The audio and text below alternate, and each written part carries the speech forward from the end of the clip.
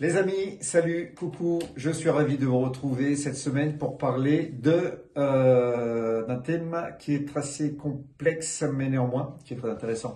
C'est quoi? Je ne sais pas pourquoi j'ai pris ce démarrage assez officiel, mais c'est pas grave. En tout cas, nous allons parler de la chose suivante, l'art de donner une direction sans tout imposer. C'est subtil, mais c'est très intéressant. Il y a, en gros, si on regarde bien, si on prend un peu de recul, il y a deux façons extrêmes de diriger.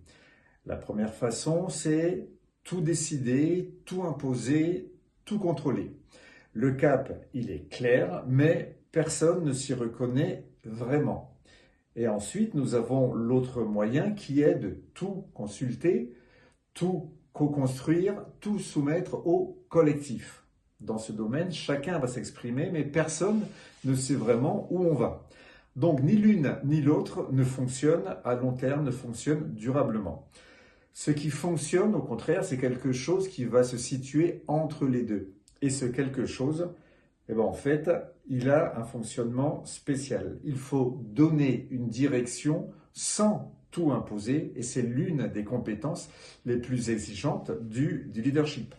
Pourquoi? Parce qu'elle va demander de tenir deux choses en même temps qui semblent contradictoires, mais qu'en fait, à bien y regarder, ne le sont pas. Il y a la clarté du cap, donc savoir où l'on va et pourquoi, et être capable de le dire simplement. Et l'ouverture au chemin, laisser les gens trouver comment y arriver avec leur intelligence, avec leur propre expérience et leur façon de faire.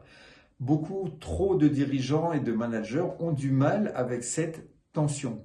Soit ils lâchent le cap pour ne pas sembler autoritaires et ils laissent faire, soit ils imposent le chemin parce qu'ils ne font pas confiance au collectif. L'un et l'autre ne sont pas bons, il faut aller au milieu. Dans les deux cas, quelque chose va se perdre.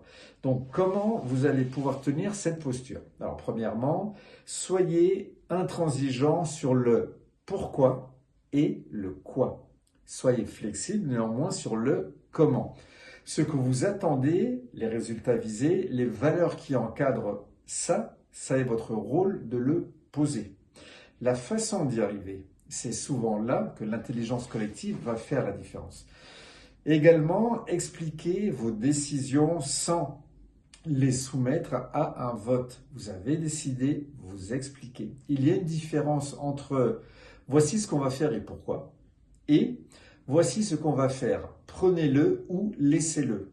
La première respecte l'intelligence de vos équipes, la deuxième, elle va complètement la nier.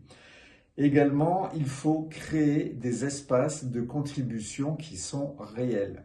Pas de la consultation de façade, pas faire semblant de communiquer, de consulter. Si vous demandez des avis que vous n'utilisez jamais, ça ne sert à rien et surtout, vous allez créer de la frustration. Si au contraire, vous créez des espaces où les idées, elles peuvent vraiment modifier la façon de faire, en fait, vous créez de l'engagement. Et enfin, il faut assumer les décisions finales sans s'en excuser. Vous avez écouté, vous avez consulté, vous avez fait en sorte d'intégrer tout ce que vous pouviez. Décider ensuite, ça c'est votre rôle. Ce n'est pas une trahison car vous avez consulté.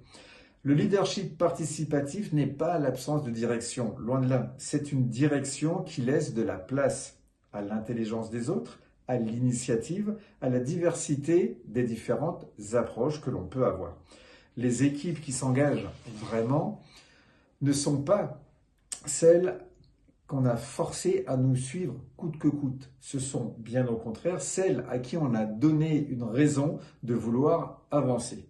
Vous voyez les nuances? Elles sont présentes, mais elles sont surtout importantes dans le bon fonctionnement et dans la bonne pérennité de l'ambiance de votre équipe et de leur implication. Je vous souhaite, mesdames, messieurs, une excellente continuation. On se revoit très bientôt. D'ici là, prenez soin de vous. À très bientôt, les amis. Ciao, bye bye.